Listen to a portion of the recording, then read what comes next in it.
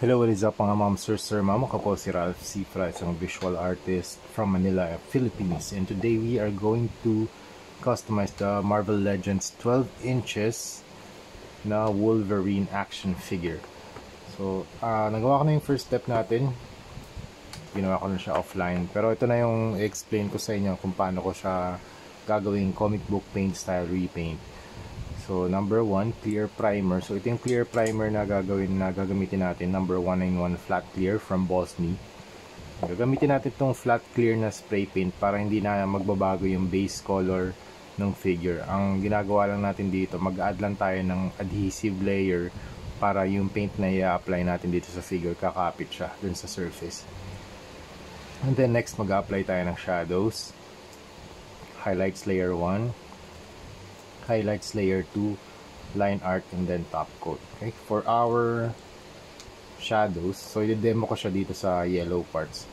Sa shadows, pwede naman tayo mag-add ng yellow and black, pero that will be parang dull. So ang gagawin natin, mag-add tayo ng orange. So ito yung pinaka darkest color natin, warm yellow and orange. Mixture siya, tapos yung lightest color, yung highlights one will be this one, lemon yellow and white. And then yung pinaka highlights natin, white lang with a little bit of yellow siguro. So yun yung process. Tapos yung next doon, so na-apply na natin. So meron tayong shadows, highlights 1, highlights 2, tapos yung line art. Line art can be applied using a brush, and ito yung ito yung gagamitin natin for line art, pH 179 black, and pwede siyang i-apply using a brush, and also we can add some finer lines using a pilot twin marker. Yung pilot twin marker has two tips. Ito yung fine and extra fine. So yung extra fine yung gagamitin nating tip para makapag-add ng mga feathering lines, transition lines, and then after that, top coat. Okay, nag-mix na ako ng yellow and orange. So, pwede na natin siya i-apply dito. So, ang brush na ginagamit ko ngayon, Diovir Taclon number 5. Okay. So, it's a round brush na merong fine tips. So, ang technique lang natin dito, dadaanan lang natin yung mga areas na deep. So, kung nasan yung mga deep na sculpt, dun tayo maglalagay ng orange na paint for shadows. So, ang technique din na ginagawa ko, hindi siya masyadong clean. The stroke is very gestural. So gusto ko nakikita yung mga nakikitang-kita talaga yung mga brush strokes.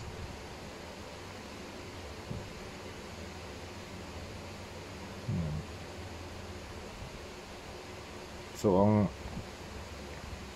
one way of doing the gestural brushes, very ang confident. Minsan hindi na rin ako nag-iisip kung kung paano ko siya ginagawa. Basta naglalagay lang ako ng paint dun sa surface. Yun lang, that's it. So gagawin natin to sa lahat ng areas, pati sa harap. And then after nun, babalikan ko kayo. We are done with the shadows. Next na step na gagawin naman natin yung highlights layer 1. So for the highlights, we are going to use lemon yellow and ultra white. Okay, nakapag-mix na ako ng lemon yellow tsaka white. Ngayon apply natin siya sa legs. Okay, so same thing, very gestural lang din yung stroke natin. So press and flick, so you can have yung mga taper na portions or segments dito sa brush natin, sa mga brush strokes. And taper, press and flick lang, press and flick. Same thing dito, kapag malaki yung area ng or yung surface na paint natin, mas didiinan ko siya para mas wide. And then as soon as ma-reach ko tong part na to, ililift ko para mas tapered yung stroke niya. So parang ganito, press and flick. Yun lang. Same thing dito sa kabila. So, press para mas wider yung area, flick. Yan.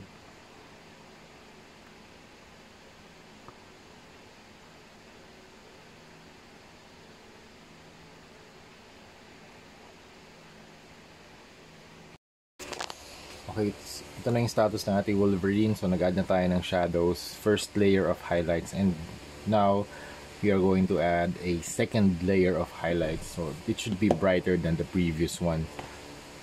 This is the Hero Paints Ultra White Stronger Coverage and Lemon Yellow. Okay, I always start here at the back para pag nalapat ko yung paint. So check ko muna if it's okay, if it's lighter than the previous one, and then after that, if it's pag satisfied na ako, pwede na ako lumipat sa harap. Anyway, pag feeling ko nagkamali naman, or if you want to have a lighter color, pwede nyo naman patungan eh. So satisfied na ako dyan, then shift na ako dito sa harap, apply ko na dito sa front. Okay, sa mga parts na nandun yung previous na highlights, kasi recommended kung saan natin ilalapat itong paint dun sa mga parts na na-applyan na natin ng first level of highlights. So parang ito yung additional na shine dun sa armor or sa bodysuit.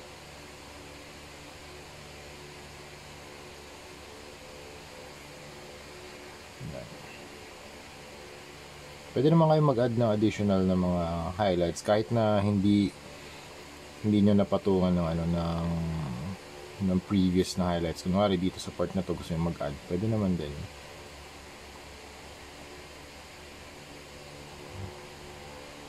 Wala naman talagang rules sa paggawa ng mga custom na mga toys. Maganda dito, you can create your own.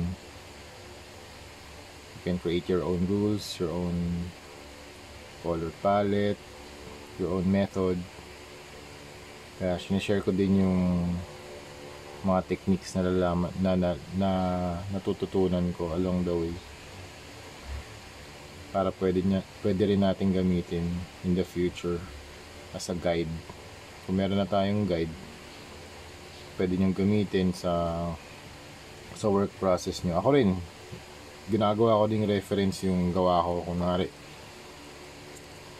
itong Wolverine, tapos i-research ko ulit after a few years na meron ulit gusto magpagawa, pwede kong hanapin yung video, tapos ito nga pala yung colors na ginamit ko, ito yung paint technique na ginamit ko.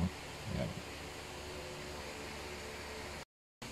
Okay, so ito na yung status natin Wolverine action figure. This is the front and the back and the side and the side. Okay, ang next naman na step na gagawin natin yung line art na. So we are going to use a black acrylic paint from Hero Paints and Armored Komodo. Water-based acrylic paints, matte black, and water-based primer.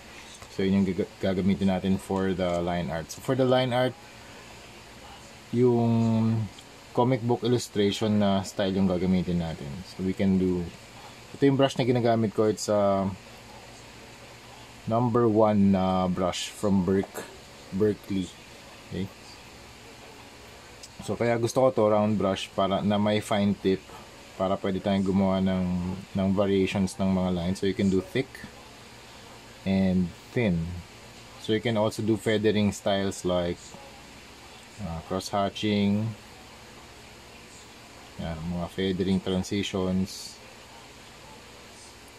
to indicate yung heaviness or yung value ng line, or yung line weight. You can do line weights differently.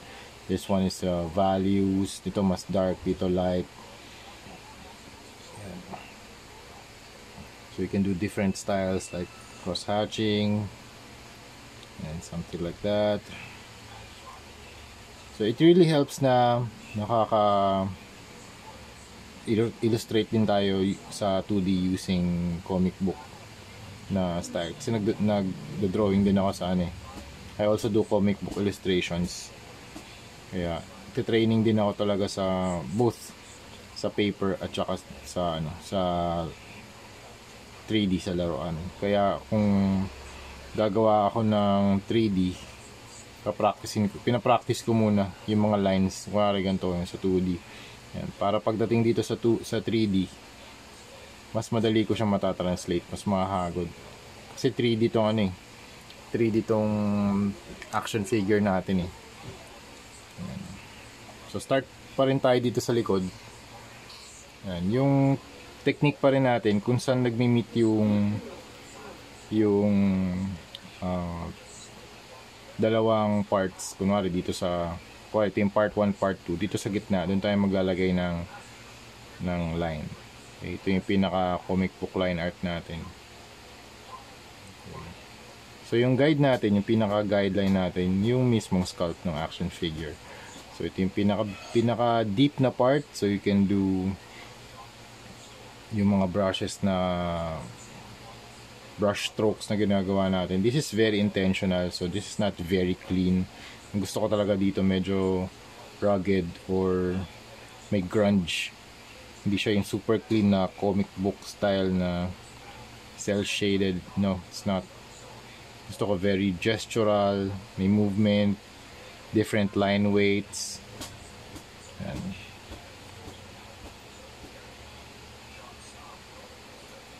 Kasi sa comic book panels naman talaga, hindi naman talaga sila super polished na mga lines. May mga discrepancies yan, like mga rugged na edges. So gusto ko ganun yung ganun yung, tsaka ito yung style ko kung paano rin ako mag-drawing sa paper. Kaya tinatranslate ko lang siya into 3D. Yan. So kung comfortable na ako dito sa likod, pwede na ako mag-start dito sa harap. So try natin dito sa chest area. Ang hawak ng brush ko ito, sinusupport ng middle finger ko tsaka ng thumb. Ito yung support pala, yung index. Tapos ito yung nakagrip, thumb at tsaka middle finger. Yan. Tapos drawing ko na yung line art. Okay, pwede akong gumawa ng ibang lines dito sa gilid just to indicate na merong depth. Nagta-translate, meron pang dark na areas dun sa katabi ng deeper areas. Okay? So you can do something like that. It also adds weathering. Yan o. Kasi pag merong lines, usually dinedefine niya yung contour ng action figure. It also adds weathering, dinedefine niya yung sculpt, nag-add siya ng shadows.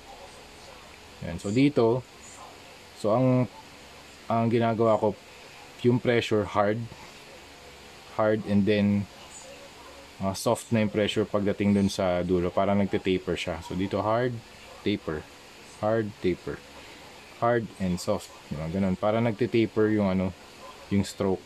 Hindi siya single line na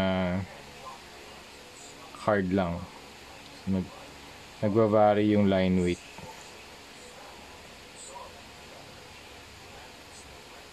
Yan o.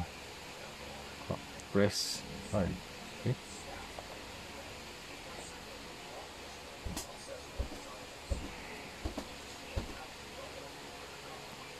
So yun. Okay. So yan. Tapusin ko na to. And balikan ko kayo kapag tapos na. Okay. After ng line art using the brush, we are going to create line art again. Mas finer na. Ito na yung last step bago tayo mag-apply ng top coat. We are going to apply a finer line art using Pilot Twin markers. So yung Pilot Twin marker has two tips, yung fine, this one. So ito yung demo ko sa inyo yung line weight ng fine. This is the fine. Yan. Pwede pa rin tayo mag-create dyan ng mga comic book lines, pero makagawa pa rin tayo ng dito ng different line weights, pero mas mas stable or mas uniform yung line weight niya. Hindi tulad ng brush, pwede ka talagang gumawa ng thick and thin. So this one, ito yung gagamitin natin, extra fine. You have the extra fine tip that we can use for the very fine line art details. Okay, yun yung gagamitin natin dito. So in this case, ito na si Wolverine. We can apply different line art na style dito sa kanya body, and sa gusto natin mag-add ng veins, pwede. Yan, veins. Additional detail dito sa veins. Yan. Dito pa, okay. Tapos, dito lang sa kanya stomach, sa legs. Yan. Kung saan merong merong mas malaki yung negative space, this one, kunwari dito sa legs, no? Pwede tayo mag-add dyan ng mga feathering lines just to break the negative space. Yan. Okay. In that way, nakapag-add din tayo ng konting weathering, nag-add tayo ng value dun sa different shade. Kasi ito, pag nag-cross hatching tayo, parang ini-indicate nung lines na mas darker dun sa section na yun. Ayan. I think happy na ako dito sa sa dami ng details na in-add natin. Okay. Ano pa ba? Sa likod, check lang natin. Ayan, pwede pa tayo rito mag-add mga deeper areas na figure. Okay. Then after that, proceed na tayo sa top coat. Yung top coat na gagamitin natin ito, Bosny number 191 flat clear. Kung ano yung ginamit natin sa primer, ito rin yung gagamitin natin sa top coat. Okay? So balikan ko kayo kapag na-prime na natin siya. So yun mga ma'am, sir, ma'am, we are done with the Wolverine Marvel Legends 12-inch na project natin. Yan. So again, recap ko lang din yung process. So sa comic book paint style, we did apply these steps: clear primer, shadows, highlights 01, highlights 02, line art, and then apply yung top coat. Okay. So for the articulation, wala namang difference. So same pa rin dun sa stock na Marvel Legends na mga articulation. Pero since this is a custom repainted na action figure, please be very careful in rotating yung mga parts na pwedeng magalaw. Kasi syempre pag mayroong friction, mayroong chance na magkaroon ng paint chipping, di ba? Kasi dito naman sa mga sa mga parts na to, may mga joint na naman, may mga spaces naman around the joints. So you don't need to worry about it. Kapag medyo masikip, doon talaga magkakaroon ng mga paint na chipping or paint scratches. So since ito protected naman to and naka-top coat, cured lahat, so magkakaroon pa rin to ng may chance pa rin. Hindi ko sinasabing 100% na scratch proof. May chance pa rin kasi nagagalaw natin siya. May mga parts na gumagalaw, may mga friction. So ito yung back, the side, and the front. So for the accessories, lapag muna natin siya. Meron siyang mga regular na or non-battle damage na mga shoulder armor.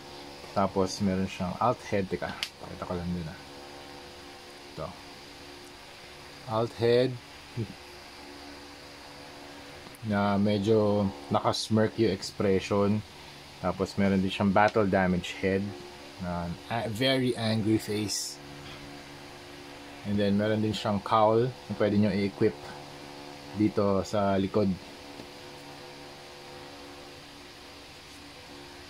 Yan. Meron din siyang dalawang extra hands na retracted yung claws. Alright, so that's it. Thank you very much mga ma'am, sir, ma'am, for watching this tutorial. Itong tutorial na to is exclusive for Patreon members only, for VIP members only. Pero mag-upload pa rin ako ng mga video sa YouTube ko mga ma'am, sir. Okay? So this for this specific na custom repaint, yung Wolverine na 12 inches na Marvel Legends, upload lang natin to for our Patreon members. Okay? So that's it. Thank you. Maglalagay na lang ako ng mga images at the end of the video. So yun. Thank you very much for watching and see you sa next video. Bye-bye!